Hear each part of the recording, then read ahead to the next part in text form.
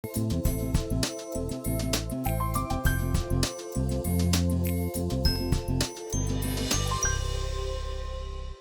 dia, domingo, dia de relaxar, de descansar e também de assistir o Cidade Entrevista aqui pela TV Guará, na Rede Massa.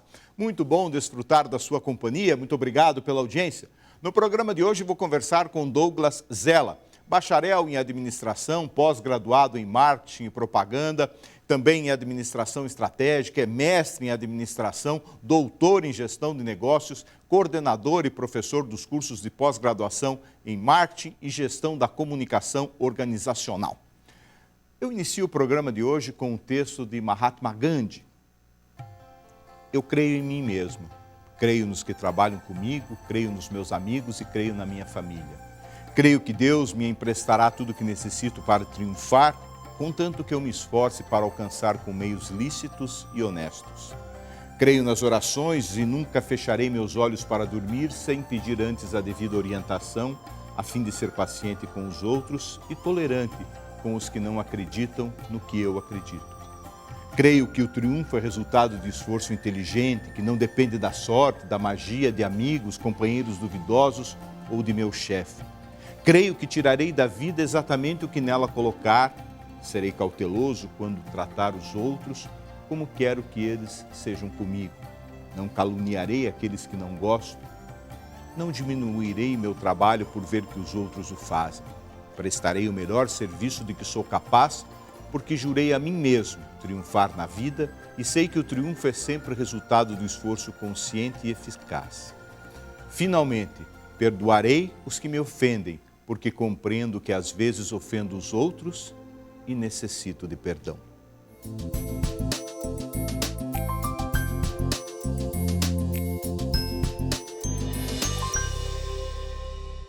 E no Cidade Entrevista deste domingo estamos conversando com o Douglas Zella. Ele é marqueteiro, administrador, enfim, várias atividades. E veio conversar aqui com a gente justamente sobre vários aspectos. E vamos começar, Douglas, primeiramente agradecendo você ter aceito o convite, estando aqui conosco, e conversar sobre a questão, por que o jovem de hoje tem mais oportunidades de empreender e tal do que o jovem de antigamente? Ok, Fernando. Gostaria de complementar os nossos telespectadores. Hoje nós estamos tendo uma situação bem interessante.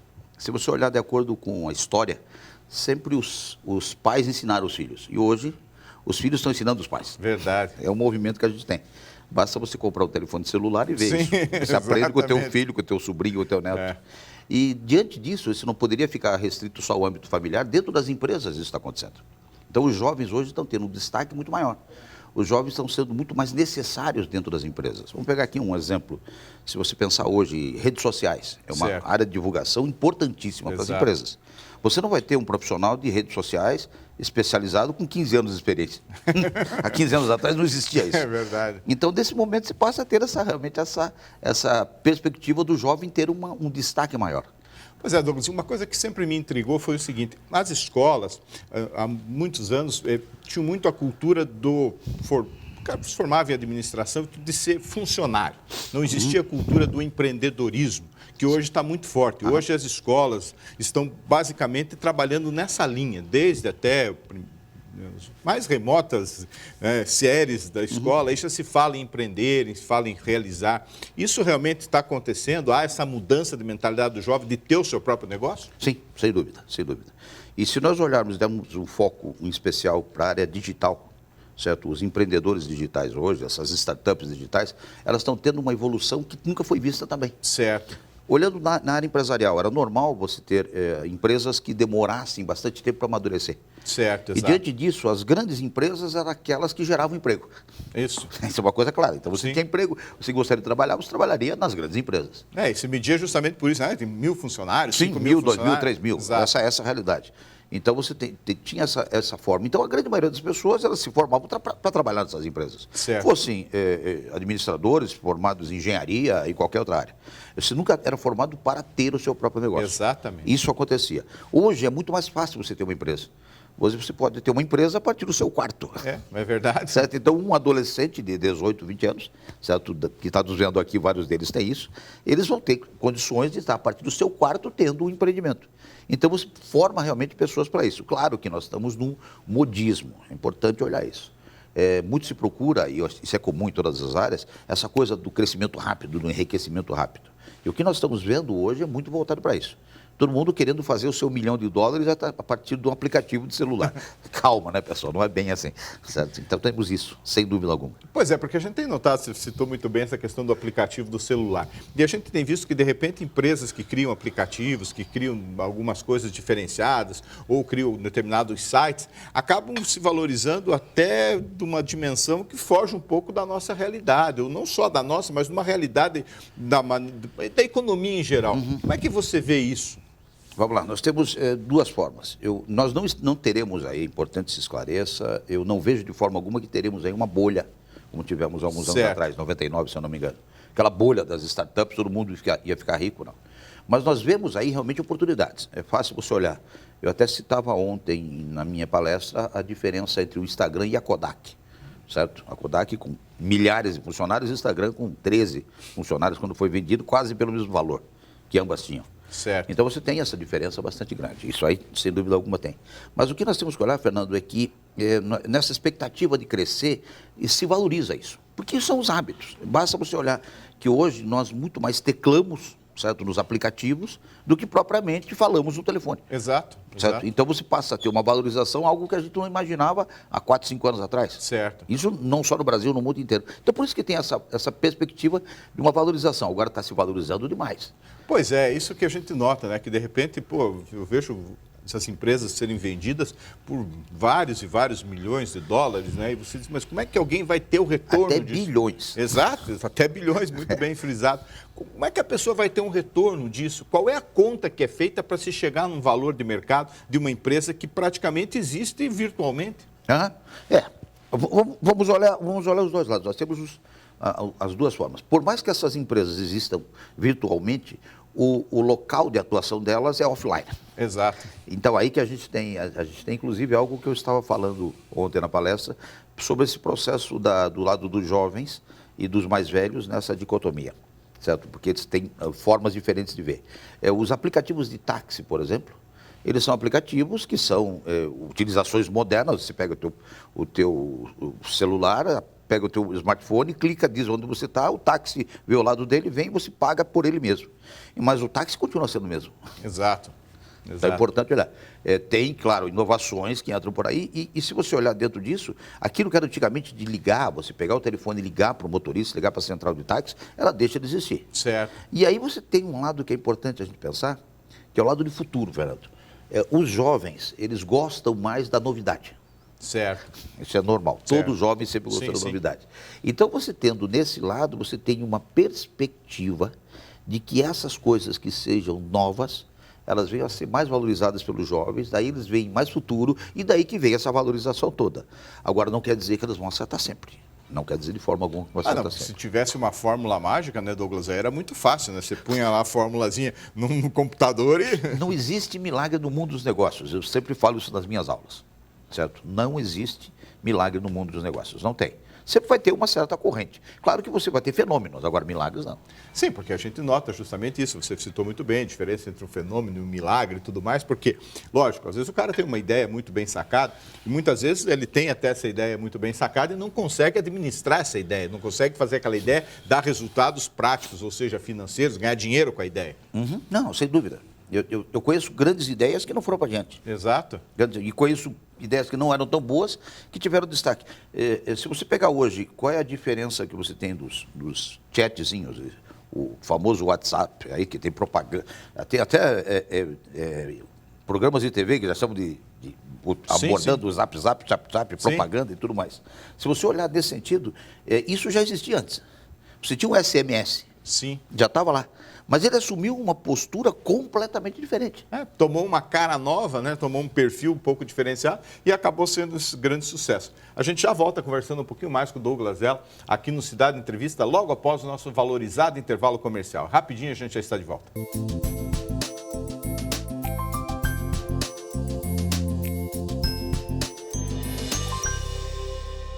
Estamos retornando com o Cidade Entrevista deste domingo. Estamos conversando com o Douglas Zella. Ele é administrador, pós-grado em marketing, enfim, tem um currículo bastante grande aí. Nós estávamos falando justamente sobre as oportunidades dos jovens nesse novo mercado que está aparecendo aqui, que já não é tão novo assim, né, Douglas, mas que já vem tomando corpo, que é esse mercado virtual, esse mercado aí de smartphones, de celulares, enfim. Questão de uns 15 anos, estive no Maximídia em São Paulo e veio um CEO de uma grande agência americana dizendo que o veículo de comunicação do futuro ia ser o telefone celular. E todos ali que estávamos, mal tínhamos aqueles Motorolas de abrir e tudo mais, né? Mas por quê? Porque ele falou, porque todos vão ter um aparelho desse e vão se comunicar com o mundo através desse aparelho. Claro que ninguém duvidou da experiência, do know-how, né, de uma pessoa daquela capacidade. Mas realmente causou uma surpresa. E hoje a gente está vendo que é por aí, né? As pessoas, e com isso também estão ficando mais fechadas no seu mundo. Sem dúvida. Sem dúvida.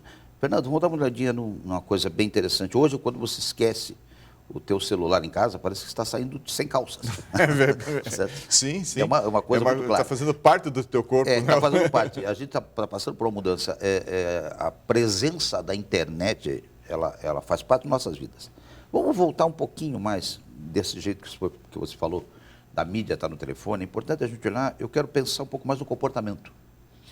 O foco do que nós falamos hoje, e que está no foco também do Congresso, do ADM, ele fala exatamente do comportamento humano. É legal a gente olhar isso. Certo. Você falou agora, as pessoas estão voltadas mais para dentro. E realmente você consegue, de dentro do teu quarto, ter o mundo. Mas é legal a gente olhar isso no comportamento humano, o que está acontecendo com as pessoas. Se você tiver, por exemplo, um telefone, eu citei o exemplo lá, um telefone Android, e você disser assim, ok, Google, quanto é 7 vezes 8? Ele vai te responder, falando. Então, o que você fala com ele, ele te responde falando. Fica para os nossos telespectadores aí, fica a dica, pegue o telefone e diga, ok, Google, quanto é 7 vezes 8? Complica um pouco mais. Mais 3 menos 2 menos raiz quadrada de 4. E ele vai te dar o resultado. Se estiver muito complicado, ele não fala, ele te escreve. Legal. Então, isso é importante a gente olhar. Com isso, você vai dizer, poxa, a mudança no comportamento é muito forte? Sim. Eu me lembro de ter decorado a tabuada. Eu decorei um monte de coisa. Eu abordei ontem, o pessoal achou engraçado, que eu decorei a tabela periódica. Oxigênio, selênio, telúrio. E eu perguntava lá, alguém conhece o telúrio? Quem é o telúrio? Certo? São coisas que essas coisas estão mudando. Exato. Então, a tecnologia está mudando a forma das pessoas verem a vida e se relacionarem umas com as outras. Não é só pelo fato só da mídia, mas em tudo. Em tudo. A grande pergunta que todos fazem é, e se não tiver internet, né? E eu sempre respondo, provavelmente eu morri. Mas dizem que no céu tem uma internet muito veloz. Certo? Essa é a realidade, eu acho que tem muito isso. E os jovens aceitam muito isso. Os jovens aceitam com mais facilidade. Os jovens são contestadores. Sim, e por serem contestadores, eles aceitam. Sim. Isso eu acho que é o grande... Na minha opinião, eu sou cinquentão, eu tenho 53 anos, mas eu gosto muito dos jovens, eu me identifico muito com eles. Certo? E a gente aprende muito com eles, né? Muito, muito, muito. Eu acredito, nas minhas aulas eu mais aprendo do que ensino. Eu falava ontem para os colegas professores, meus caros, é comum você entrar numa aula, está dando uma aula, o aluno fala, professor, você conhece disso? Não. Então, porque saiu agora no Google, assim, assim, assim, porque eu vi uma reportagem disso, saiu lá, saiu no YouTube, saiu no New York Times, eles sabem mais do que nós. É porque a informação está muito rápida, né, Douglas? Muito rápida, muito rápida. E à disposição de todo mundo. Sim. Então a gente tem visto aí, jornais principalmente, que estão trabalhando muito forte na internet, porque o jornal impresso no outro dia ele já está desatualizado, porque já aconteceram outras coisas, aquela notícia de primeira página já não é mais, então os jornais têm que partir para trabalhar com a internet e também para análises, tendo esse espaço para interpretação da notícia. Esse foi, inclusive, o grande motivo que, alguns anos atrás, eu encerrei a minha assinatura de anos, de décadas, com jornal, com revista. Eu tinha assinatura de jornal, assinatura de revista, lista telefônica em casa. Hoje não tem mais. A lista telefônica é um objeto em desuso total. Sim, eu tinha um computador de mesa, foi para o laptop. Hoje eu estou saindo do laptop e eu viajo só com o meu smartphone. Sim. Certo? E já estou começando a usar o smartphone em casa, para tudo. Então a gente passa a ter. E se vocês olharem, você estava falando de tendência, a gente tem uma coisa que vinha aí para frente. É a internet das coisas, né? Se você olhar o relógio que está ligando na internet, o óculos que está ligando na internet, certo? A possibilidade de leitura de ondas cerebrais ligadas com a internet. São coisas que daqui a pouquinho vão revolucionar ainda mais. Fica a dica para os nossos telespectadores. Não começou a brincadeira ainda. A brincadeira só está começando. Pois é, porque a gente vê que esse sentido da inovação, né, Douglas, é tão forte, é tão presente, tem tanta gente trabalhando e pesquisando no mundo inteiro, novas tecnologias, novas maneiras de transmissão de dados. Isso tudo tem feito com que essa velocidade acabe cada vez sendo maior de informação e as pessoas querendo novidades e tudo mais. Onde isso vai parar, Douglas? Olha, temos muita coisa onde vai parar. O outro dia eu recebi uma fotografia fazendo um chat com uma amiga e ela fotografou o pneu da colheitadeira dela que estava furada, no meio da plantação de soja. Ela fotografou assim, você conhece um borracheiro que troca pneu de colheitadeira? Ela mandou isso para mim, e eram 3, 4 horas da tarde. Quer dizer, a internet está no campo, literalmente no campo. Certo. Quer dizer, se você pensar num fazendeiro tradicional, aqui da região, por exemplo, pergunta quantos chats ele frequentou na adolescência dele por internet.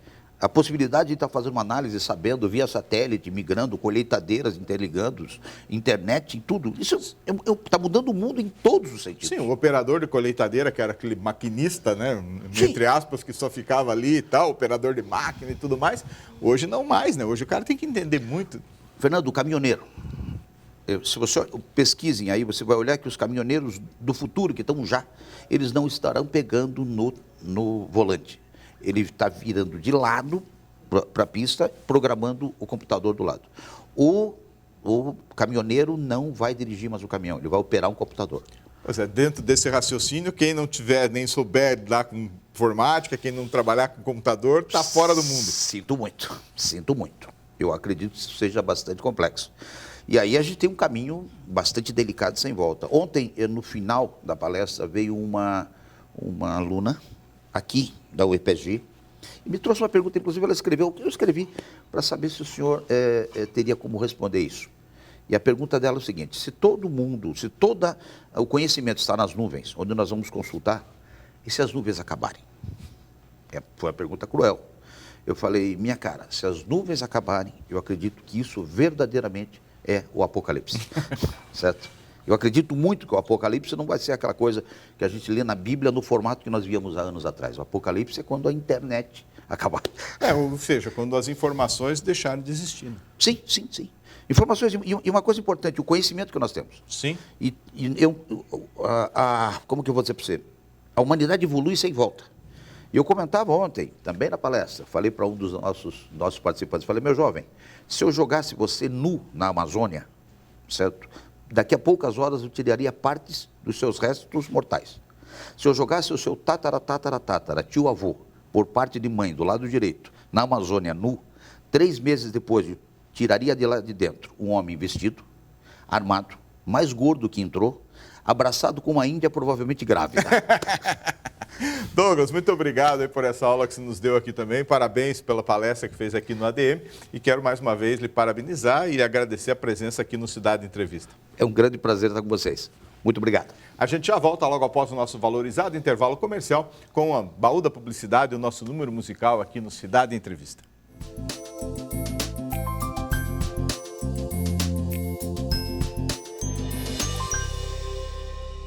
Hora de abrir o nosso famoso baú, o baú da publicidade. Vamos relembrar comerciais que marcaram época na publicidade brasileira e também aqui na publicidade de Ponta Grossa.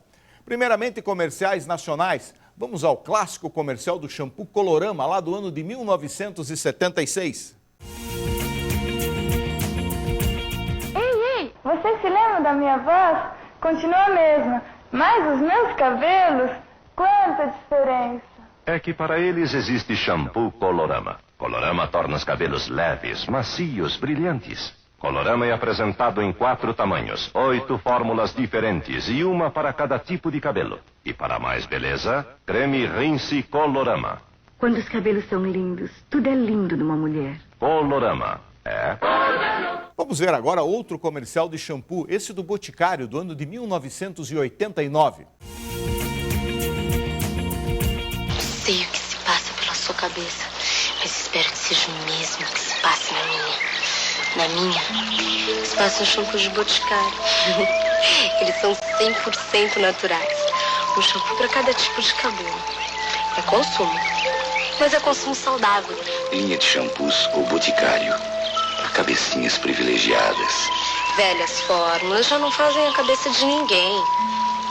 Rótulos só feitiços. Finalizando o bloco nacional do Baú da Publicidade, vamos assistir um comercial dos sabonetes Vinólia, lá do ano de 1987, também um clássico da propaganda. Novos sabonetes de Vinólia. Perfumes mais naturais, suaves e envolventes.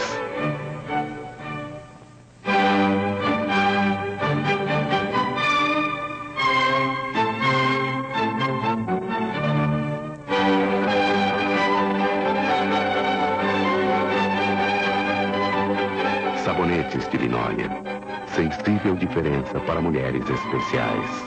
Passamos agora aos comerciais veiculados aqui em Ponta Grossa. Primeiramente, um material homenageando os 35 anos da Banda Escola Lira dos Campos, lá do ano de 1987.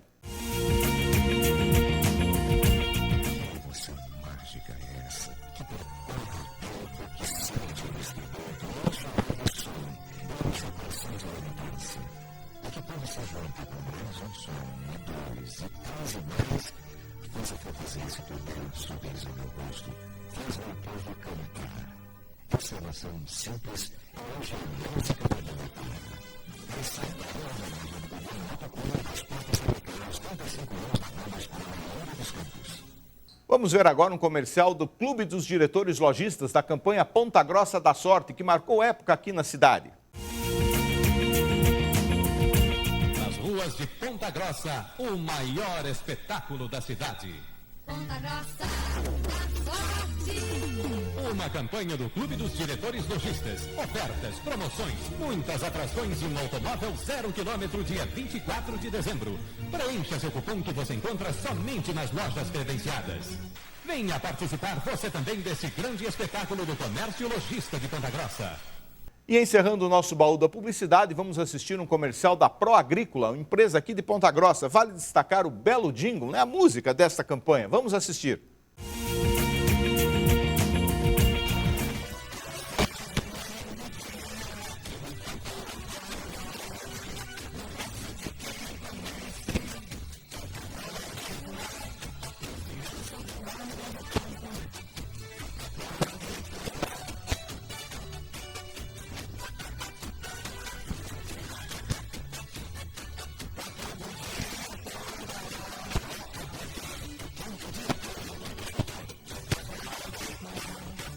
Estamos quase no final de mais um Cidade em Entrevista. Antes do nosso número musical, deixe uma frase para servir de reflexão nesta semana que hoje está se iniciando. É sempre importante saber que perdoar é o modo mais sublime de crescer e pedir perdão é o modo mais sublime de se levantar. Obrigado pela sua audiência. Aguardo você domingo que vem aqui pela TV Guará na Rede Massa. Um ótimo domingo, uma excelente semana, um grande abraço.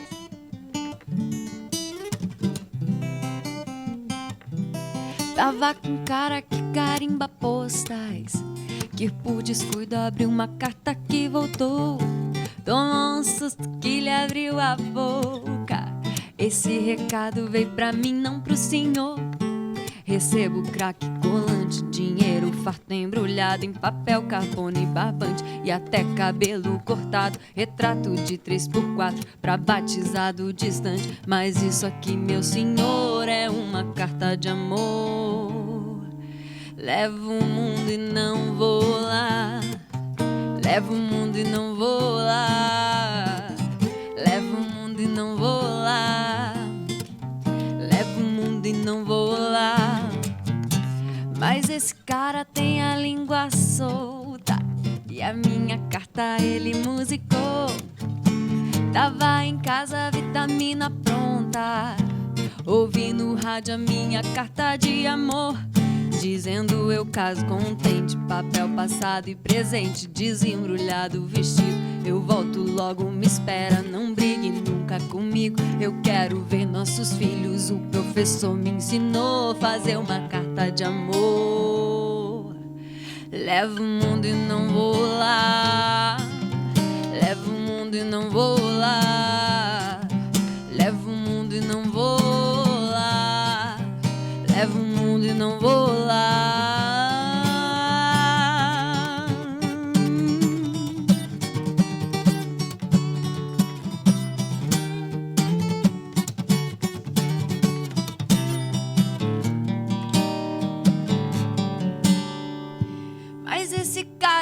minha língua solta.